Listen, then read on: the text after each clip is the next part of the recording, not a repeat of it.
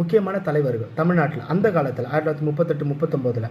இப்போது இவங்க ராஜாஜி என்ன பண்ணுறாரு, இவங்க எல்லாரையும் கைது பண்ணி வந்து பார்த்திங்க அப்படின்னாக்கா சிறையில் போடுறாங்க. பயங்கரமான தாக்குதல், கொடூரமான தாக்குதல், அதெல்லாம் வந்து சொல்லி மாளாது, அவ்வளோ தாக்குதல். இந்த தாக்குதலில் தான் வந்து பார்த்தீங்கன்னா முதல் பலி யார் ஆகுறாரு அப்படின்னாக்கா நம்ம நடராசன் அவர் வந்து ஆகிறாரு. 1939 ஜனவரி. சிறை கொடுமைனா அப்படிப்பட்ட ஒரு கொடுமை, பயங்கரமான கொடுமை.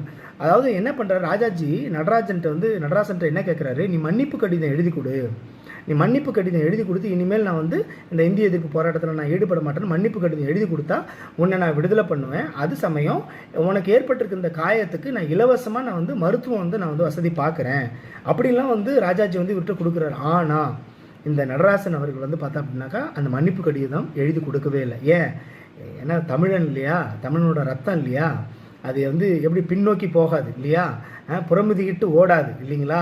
ஸோ அதனால் அவர் என்ன பண்ணுறாரு, மன்னிப்பு கடிதம் நான் எழுதி கொடுக்க மாட்டேன், என் உயிரே போனாலும் என்னுடைய தமிழ் மொழிக்காக நான் என்னுடைய உயிரை துறக்கவும் தயார் அப்படின்ட்டு நடராசன் என்ன பண்ணுறாரு, மன்னிப்பு கடிதம் எழுதி கொடுக்காமலே சிறை கொட்டடியில் கடுமையான தாக்குதலினால் உடலில் பலவிதமான உபாதைகள் ஏற்பட்டு சிறையில் மரணம் அடைகிறார். இதுதான் வந்து மொழிப்போருக்கான முதல் பலி, அதான் நடராசன். அதுக்கு அடுத்தது தாளமுத்து. அவரும் வந்து இதே போல் நடராசன் தாளமுத்து இவங்க 2 பேரும் தான் முதல் பலி இந்த மொழிப்போர் இதுக்கு. தாளமுத்து எந்த ஊரை சார்ந்தவர்னா நம்ம மயிலாடுதுறைக்கு பக்கத்தில் இருக்கக்கூடிய நம்ம டெல்டா மாவட்டமான கும்பகோணத்தை சார்ந்தவர். அதுக்கு அடுத்தது வந்து